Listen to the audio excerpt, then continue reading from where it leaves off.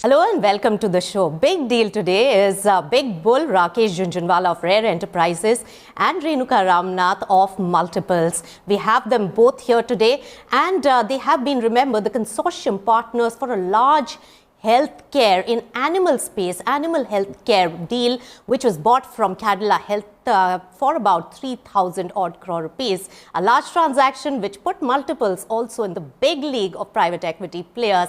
Let me begin with Rakesh Jhunjhunwala. What is the kind of potential that you saw in this particular asset? See, there are when I look at an investment, I look at an external opportunity. Now, if you see the external opportunity, today the production of eggs, milk, fruits, and vegetables is far greater than the production of cereals in India. In everything in farming in India, we have some of the lowest, yields in the world. There is great scope to improve them. Now, animal husbandry and poultry can be a big source of additional income for farmers. And Government of India is very conscious of that and has launched many programs to improve, animal husbandry and poultry income. So I think the opportunity is still huge. Second thing also, opportunity is driven by the fact that as per capita income goes up, protein consumption goes up. And the protein consumption, the animals that we are going to give medicines for, and the poultry is primarily directed for protein consumption. So I think for these reasons, I feel the investment opportunity is great.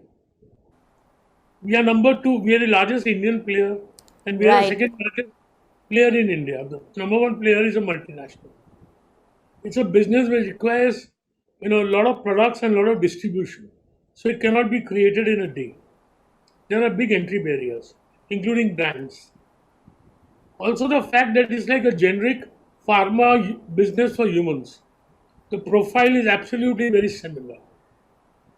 I mean, you get more do it manufacturing through contract manufacturing. You get credit in the buying, and your credit period for a sale is substantially wrong, substantially short, and there are big entry barriers to entry. And then we found that the management team is very capable, led by a very capable person. And I think we'll have good, reasonable growth. We thought there is scope to improve profitability with volumes. There could be acquisition opportunities. And we have paid a valuation of between 19 to 20 times EBITDA, which is the valuation which most generic pharma companies are doing. I think that's the reason why I purchased. But but Renuka knows better because it was her idea, and she's the lead investor and she's leading the consortium. So you better ask her. She will know better. That's right, Rakesh Jhunjhunwala. In fact, let me take it to Renuka Ramnath.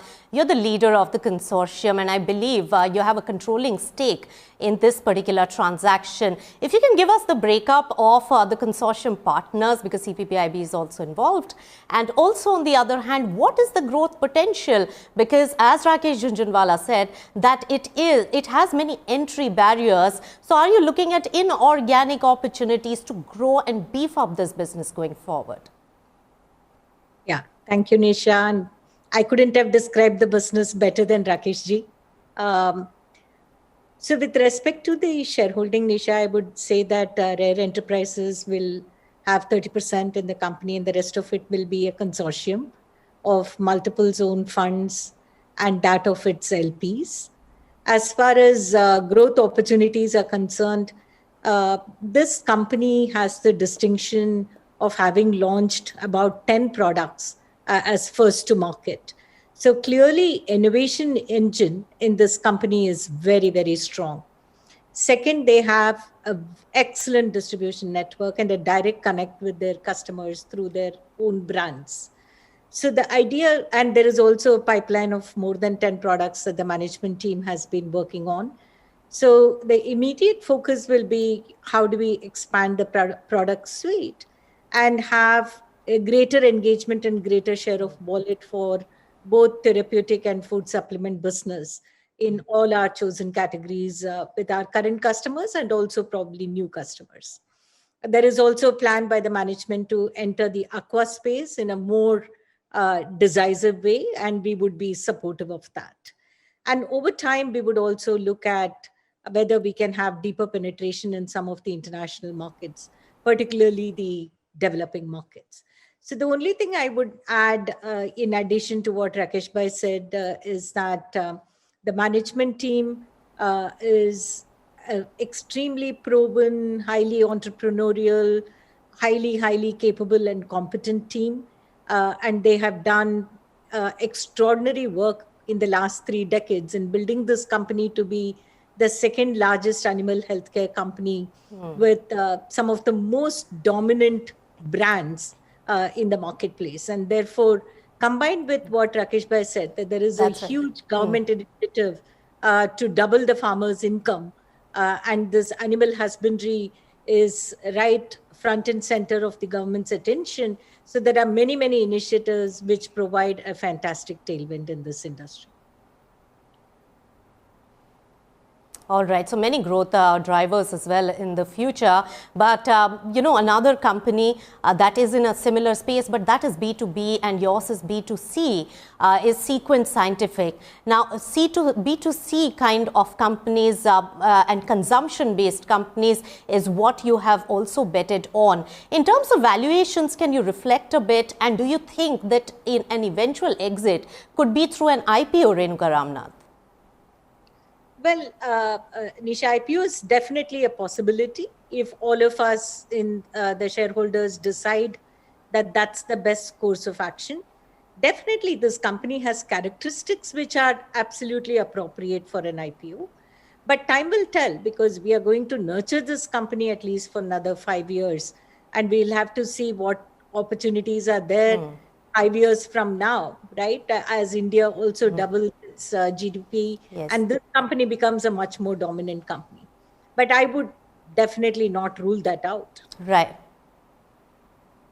My feeling is, Right. Nisha, Beefing up the portfolio. Yes. Yes, Rakesh. when I make an investment, as long as the company is earning, we can always get an exit. I don't bother about the exit today. I don't bother about children married when they are born. So, my attitude is that the crux is the earning ability of the company and its strategic value. How to realize it can always be realized. So, we'll cross the bridge when we come to it. My concentration, and I think Renuka's concentration also, is trying to improve the performance. As long as there is performance, exit is not difficult. And I believe in India in time to come, companies which have dominant market share in any area are going to have gorilla valuations. Because, strategic buyers would want companies with size, especially large players. Today's, French company is the number one player. Now the world number 2 comes to India, when will he acquire? He would want to acquire the next biggest player.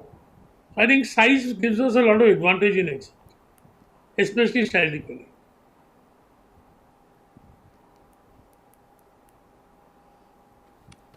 So gorilla valuations is what you are expecting in this particular space. But Rakesh Jhunjhunwala, you made a very important point that you have no exit barriers and restrictions. In fact, Renuka will agree with me that both being homegrown private equity players, but Rare Enterprises has that particular benefit over the others, that you do not have a set corpus either to invest, nor on the other hand, you have a timeline for the exit. How are you going to take benefit of that, Rakesh Jhunjhunwala? No, I would like to not only look at things from my point of view, I would like to look at things even from my consortium partner's point of view. So we will build a consensus, and I'm not only going to look at what is suitable to me. We will grow the company for 4-5 years, discuss what best form of exit is, and I would like to give priority to what my consortium partners' requirements are.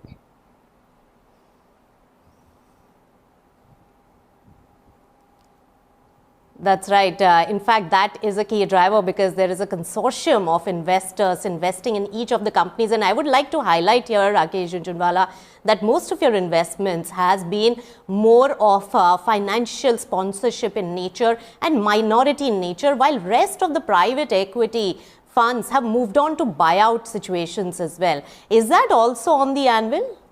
No, Nisha, that's not right. I have promoted one KPO, where I own more than the majority. And I think this year our EBITDA should be around 300 crores. So it's a fairly large company, and I am the principal promoter, along with my cousin of mine. I am also a promoter of Star Health. And listed space, I am a promoter of Aptec. So it's not that we have, in the KPO, I am the sole, I'm the majority shareholder and the sole promoter. And in Star, I'm in consortium with Westbridge. And in Aptec, I'm the sole promoter. So it's not that I have not done any control transactions. Right. Renuka Ramnath, you want to add more to now what you are looking at going forward from this large transaction? Or are you done with the funding that you're seeing and probably make some exits given the valuations in the market? Well, Nisha, we have had an excellent year last year, both in terms of exits and in terms of investments. So it's an ongoing journey. And while market factors are very, very important, I'd like to highlight that for a private equity player, the company factors, the preference of the management teams, and the entrepreneur behind the show is probably even more important.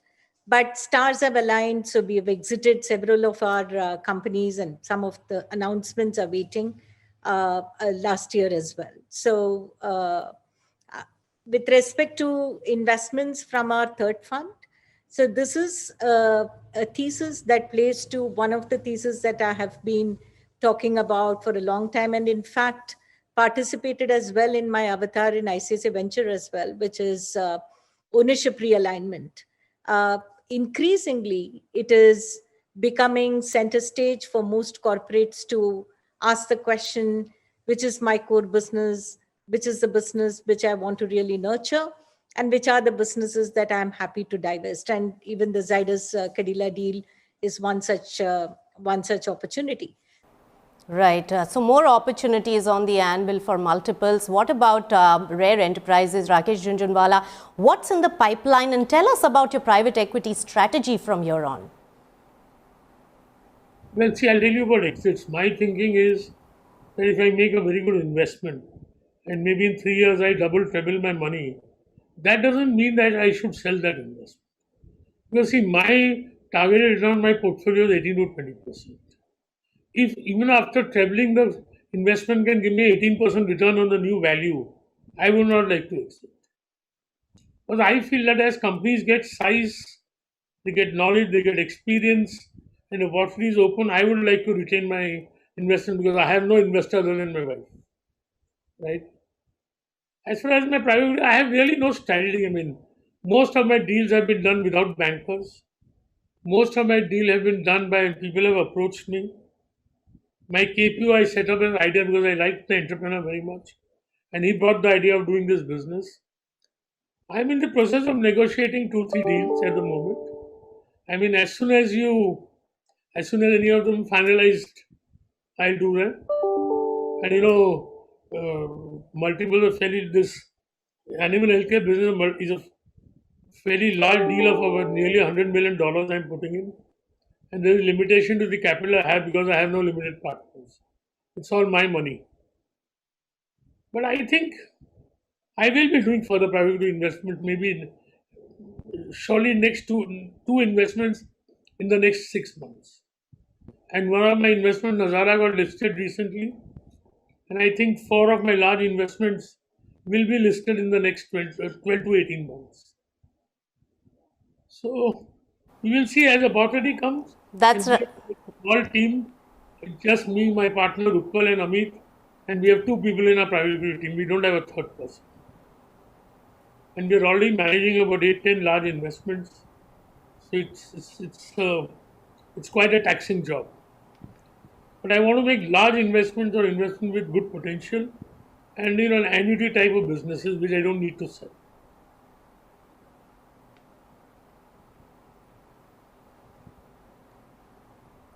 That's right. So that was your IPO plan, and of course, Star Health is also dressing up for an IPO. Can you give us some sense of the timeline and also how COVID has impacted Star Health's business, Rakesh Jhunjhunwala? See, ma'am, I am for regulatory reasons, I cannot speak much about Star. I cannot see. I have four large investments. One is Star, one is Metro, one is Concord Biotech in Gujarat, and one is this Inventures Knowledge Solutions.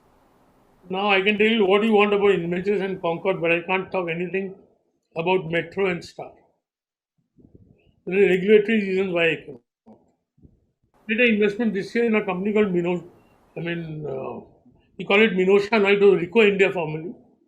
We took out that company, a friend of mine and me, together in partnership, we took it out of the NCLT. That is doing very well.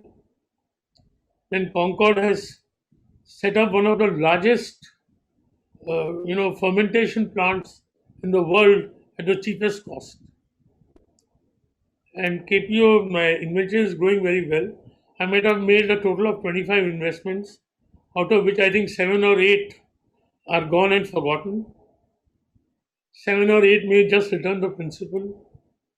6 will give a mid-teen, or 5 will give a mid-teen returns on my investment, and 5 will give me multiple returns. 10 times, 20 times, 30 times, 40 times.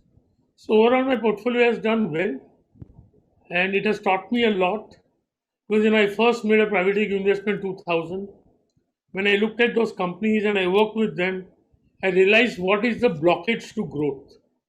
It has really improved my skills as an investor. Also, I think it's very taxing to do private equity investment, but it's very interesting. And Metro I invested in 2007, Concord I invested in 2008. We set up Inventure in 2009. Of course, Star is only 2 years. I have other investments where I've been there invested for 10 years. So you then, you develop an emotional relationship, both with the business and especially with the entrepreneur. But I always respect the entrepreneur, and whatever is my ownership, it is his business and his dream. So I find it interesting, but it's very taxing, and I don't have a large team. So, now I would like to join up with people who can actively manage. And I am going to make 1 or 2 further investments in the current year. We're under the process of, analyzing and negotiating and concluding. So 2 more investments in 6 months, you said. Can you give us a sense of how much money are you putting aside for these investments? And second, which sector are they in? Ma'am, one is in education, one is in the hospital business, and one is we are trying to make a very, very large deal to acquire something in the jewelry business, an international deal. And ma'am, I don't have any money in the bank ever.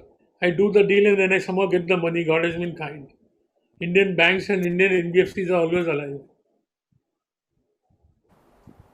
In fact, for the multiple, I'm issuing 500 crore of debentures. I feel it's a very safe business, whose growth may not be spectacular, but I think the downside risks are very low. So while you say that there are 5 returns companies in your portfolio, and there have been hits and misses, Rakesh Jhunjhunwala, you have really risen to fame because of your Titan investment in the past. So which are the few Titans that you're banking on in your private equity portfolio? Well, I don't know if there will be Titans or not. When I invested in Titan, I never knew that there will be Titan. Let me tell you. I was not as visionary as people think. Because you invest, you think the opportunity is good, time passes, you dig, you learn more, you understand. See, Nisha, we invest out of informed ignorance. Because I cannot say I've invested in a hospital chain, I've invested in a jewelry company, I've invested in a KP. I'm not investing in an even health business, I've invested in a shoe marketing company, I've invested in a pharma company. So we have to realize we cannot invest out of informed ignorance. And second thing is today in the listed space because of regulatory reasons, you cannot know more than you are not able to know more than up to a certain point. So I don't, when I make an investment, I look at the direction, I look at the people, I look at the opportunity, and I do it a lot by intuitive sense. All right. So, yes, you've rightly pointed out that you have been redeploying the profits also that you get from your equity investments into private equity, and there have been some hits and misses there. Renuka Ramnath, what about private equity scenario when it comes to the present COVID situation? Let's reflect on that. And how do you deal with portfolio companies' survival, and especially if you have something like a PVR? We have to remember that COVID is a temporary disruption. COVID, although it's temporary, we do not know how long will this kind of lockdown related restrictions, the uncertainty about when we will go back to the new normal, where we have more freedom in terms of moving out and engaging with each other would happen. So it has, of course, disrupted businesses which are very physical, retail in nature, PVR including. But that is not to say that these businesses will not come back once we put the pandemic and the fears around the pandemic reasonably behind us. And so when it comes to whether it is dealing with our portfolio companies or dealing with new opportunities, what we do is really make a very realistic assessment of what's the COVID impact, how much capital do these companies need, what is the cost structure realignment that they are doing, do you need to reinvent your business altogether, Yes. and put them on the right track. But it has not really deterred us, Nisha. I mean, last year, this time, I was nervous as to what would be the COVID impact, but I have woken up in 2021 to realize that almost all our companies have become very, very financially strong by reorganizing their cost structure and very cleverly navigating through the pandemic. Companies like PVR are, of course, extremely severely affected, but they have refocused on their cost structures, they've refocused on how the comeback will be. And I'm fairly confident that given the strength of the franchise, the experience that they offer their customers, the huge customer centricity that PVR has, and the strong management capability when markets open and we are able to have a more normal life, that will come back too. So you have to just navigate this time with extreme cost consciousness and putting all your energies on how you're going to look when you come back. But it has been a very positive experience, Nisha, and that speaks to the extraordinary capabilities the managements we invest behind have and the entrepreneurs have. It's surprising. I mean, again and again, I see companies who have emerged much stronger on profitability matrices during the pandemic. Right. Renuka, you spoke about tech disruption. Let me throw that question to Rakesh Jhunjhunwala. What do you think about the tech-based companies which are lining up for an IPO, Rakesh Jhunjhunwala? What is your view on investing in them? See, to my limit, I have invested only in one tech company, which is Nazara. And it has done well for me at least. What I feel is that everything can change economically. One thing is not going to change. That permanently stock market valuations are, slaves of earnings. And I think we are anticipating too much of change. Valuing, it will take place, it will take time. And we are paying absurd valuations for it. That's right. So the valuation aspect you spoke about, but what are those bets that you're making? What are the themes and sectors that you like in the equity markets right now? Well, I've already invested more than I could in the last 12 months. In fact, COVID has financially been a very, very lucky thing for me. If I can say that it's a human tragedy, because I started investing at the bottom of the market in April. and my liquidity is now at its my debt is at the highest level, and I don't want to go into any more debt. But I have invested in a variety of companies. I invested in pharma. I made a very large investment in Tata Steel and Telco Indian Defence, Jindal Steel. I mean, I've invested a lot of money in commodities because I feel this commodity cycle is here going to last for minimum 5 years. And the valuations were absurd, and according to me, in consonance to cash flows, the valuations are still absurd. And I've invested in a variety of things. I invested in a bank, I invested in a construction company, I added value, my investments there. Then, what else did I invest in? I put some money in Sun Pharma's research company now. So, a variety of companies I invest, but I'm fully invested. Or PSU? So I'm very bullish. This COVID is a flu, it's not a bloody cancer. And I think by Diwali, every Indian who needs it will be vaccinated.